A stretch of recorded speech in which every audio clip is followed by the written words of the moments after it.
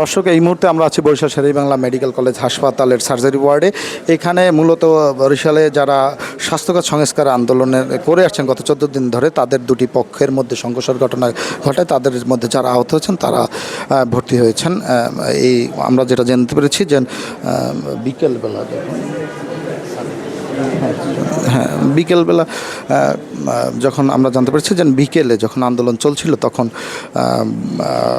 তখন একটি পক্ষের সাথে আরেকটি পক্ষের তুচ্ছ ঘটনা নিয়ে উত্তেজনা বিরাজ করে এবং সেই উত্তেজনা থেকেই সন্ধ্যার পরে মহিউদ্দিন রনি সহ যারা আছেন তারা বিষয়টি মীমাংসার জন্য সরকারি বজরংমল কলেজে যাচ্ছিলেন এবং বজরংমল কলেজের মসজিদ গেট থেকে ঢোকার সাথে সাথেই তাদের উপরে আরেকটি পক্ষ আগে থেকে যারা অবস্থান করছেন তারা হামলা চালায়, এমনটাই আমাদেরকে জানিয়েছেন। যদিও কেউ বলছেন কে কার উপরে হামলা চালিয়েছে সেটা তারা বলতেন না। মহিউদ্দিন রনি সহ কিছু লোক সেখানে যাওয়ার পরে একটি অপ্রীতিকর পরিস্থিতি তৈরি হয় এবং যে পরিস্থিতি থেকেই মূলত সংঘর্ষের ঘটনা রূপ নেয় এবং সেই ঘটনাকে কেন্দ্র করেই মহিউদ্দিন রনি সহ মোস্তাফিজ সহ 8 জনের মতো আহত হন, যাদের মধ্যে 6 জন বরিশাল মেডিকেল আছেন আর একজন সুহান নামে একজন আসছেন বাইরে, তিনি সিটি স্ক্যান করার জন্য সেখানে গেছেন। আর এর বাইরে যারা রয়েছেন, যে মহিউদ্দিন রনি একটি বাইরের হাসপাতালে চিকিৎসা করাচ্ছেন এমনটাই আমরা জানতে পেরেছি। এর বাইরে যারা আছেন তারা এখানেই আছে, বরিশাল শের-ই-বাংলা মেডিকেল কলেজে আছেন এবং বরিশাল শের-ই-বাংলা মেডিকেল তাদের চিকিৎসা তদারকির জন্য বরিশাল হাসপাতালের যারা পরিচালক এবং যে সিভিল সার্জন সহ ঊর্ধ্বতন ডাক্তাররা রয়েছেন তারা এখানে এর মধ্যে এসেছেন এবং তারা এই আহতদের দেখভাল করছেন এবং তাদের চিকিৎসা সেবা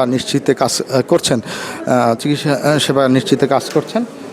আমরা একটু যদি কথা বলি যে বিএম কলেজের যে ঘটনার সময় আরেকজন আহত আছেন যিনি এখনও ভর্তি হন না, সহপাঠীদের চিকিৎসা দিচ্ছেন। আমরা যদি তার সাথে কথা বলি কি হয়েছে এটা একটু জানতে চাই। আসলে ঘটনাটা কি হয়েছিল?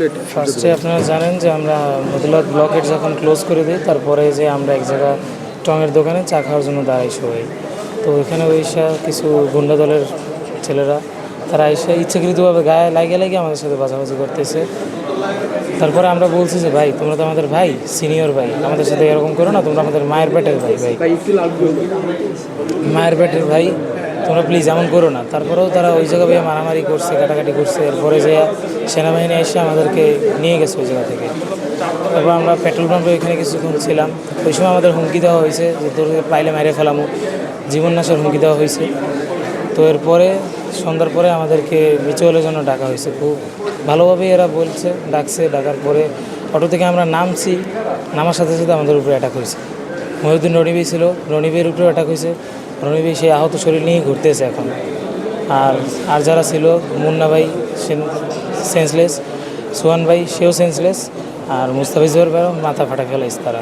ভাই, আমরা দুপুরে গিয়ে খেয়াল করছি যে বৈষম্য বিরোধী ছাত্র আন্দোলনের কিছু ছাত্রদের সাথে আপনাদের সাথে একটা ঝামেলা হয়েছে। আসলে সেই ঝামেলাকে কেন্দ্র করেই কি এই সংঘর্ষ? হ্যাঁ, দুপুরে যে ঝামেলাটা হয়েছিল ওই ঝামেলা কেন্দ্র করেই এই ঝামেলাটা আবার হয়েছে। আমাদের উপরে হামলা করছে আমরা চিনি না যে বৈষম্য বিরোধীর ছাত্র আন্দোলনের কেউ ছিল না। ওরা হচ্ছে যে এই গুন্ডা দলের লোক, গুন্ডা এক কথায়। বৈষম্য বিরোধী ছাত্র আন্দোলনের কেউ ছিল না এখানে। দর্শক, আমরা আরেকজন একটু শিক্ষার্থীর সাথে কথা বলবো। তিনিও এই 14 দিন ধরে আন্দোলনের সাথে ছিলেন। আসলে আজকের ঘটনাটা কি হয়েছে, কীভাবে আহত হলেন আপনারা? আমরা আহত হয়েছি ফার্স্ট অফ অল আমাদের যে বিকেল টাইমে যখন আমাদের আন্দোলন শেষ ঘোষণা করা হয়েছে, তখনই আর কি আমাদের হঠাৎ করে সিনিয়র জুনিয়র আর কি, এই বড় ভাইরা জুনিয়র, আমরা ছিলাম যখন জুনিয়র, তারা এসে আর কি ওইখানে একটা ঝামেলা পাকাইছে। সিনিয়র জুনিয়র এরকম করছে বা একটা ইস্যু ধরছে, ওইখান থেকে আর কি বাজাবাজির মূল সূত্র। তারপরে বাজাবাজিটা অনেকক্ষণ ছিল ওই জায়গায়। পরে যে মহিউদ্দিন রনি ভাই আছে আমাদের, তাদের কাছে এইটা গেছে খবরটা যে আমাদের এরকম ঝামেলা হয়েছে। তারা আবার মানে একটা সমাধানের জন্য ওদেরকে এখানে নিয়ে আসছিল ক্যাম্পাসে, সমাধানের জন্য বিএম কলেজের ক্যাম্পাসে। তো ওইখানেই আর কি বিএম কলেজের বড় ভাইরা এরকম একটা করছে, আমাদের উপরে অ্যাটাক করা হয়েছে। এখন আপনারা কয়জন আহত আছেন? রনি কি আহত কিনা? হ্যাঁ, মহিউদ্দিন রনি আহত কিনা? হ্যাঁ, সে তার গায়েও হাত পড়ছে, সেও আহত। তারা সবাই এখন মেডিকেলে আছে। দর্শক, আপনারা যেটা শুনছিলেন যে মহিউদ্দিন রনি সহ অনেকেই আহত হয়েছেন। এই মুহূর্তে আমরা আছি বরিশাল শের-ই-বাংলা মেডিকেল কলেজ হাসপাতালের সার্জারি ওয়ার্ডে। যেখানে মূলত যারা ওই বিএম কলেজের হামলার ঘটনার পর আহত হয়েছেন তাদের মধ্যে বেশিরভাগ মানে 6 জনই 8 জনের মধ্যে 6 জনই এখানে ভর্তি হয়েছেন এবং তাদেরকে দেখতে বিএম কলেজের যারা শিক্ষার্থী রয়েছেন তারাও এসেছেন। আমরা যেটা জানতে পেরেছি যে গত 14 দিন ধরে শেরেবাংলা মেডিকেল কলেজ সহ স্বাস্থ্য খাতের সংস্কারের দাবিতে আন্দোলন করে আসছিল মহিউদ্দিন রনি, এর প্রধান সমন্বয়কারী। তার উদ্যোগে প্রথম সমন্বিত হয় বিভিন্ন কলেজের শিক্ষার্থীরা, যেটির একটি যে আন্দোলনে পরবর্তীতে সময়ের সাথে সাথে সরকারি বৌজমোহন কলেজের শিক্ষার্থীদের একটি বৃহৎ অংশ অংশগ্রহণ করেন এবং এই আন্দোলনটি সুশৃঙ্খলভাবে গত 14 দিন ধরে সংগঠিত হয়ে আসছিল। আজকে বিকেলবেলা তুচ্ছ ঘটনা কেন্দ্র করে আন্দোলনস্থল বরিশাল নগরের নতুল্লাবাদ এলাকায় দুটি গ্রুপের মধ্যে উত্তেজনা দেখা দেয়। এর পরপরই এই রাতে বরিশাল বিএম কলেজে সেই বিষয় নিয়ে সমঝোতায় গিয়ে মহিউদ্দিন রনি সহ বেশ কয়েকজন দুই গ্রুপের সংঘর্ষে আহত হন।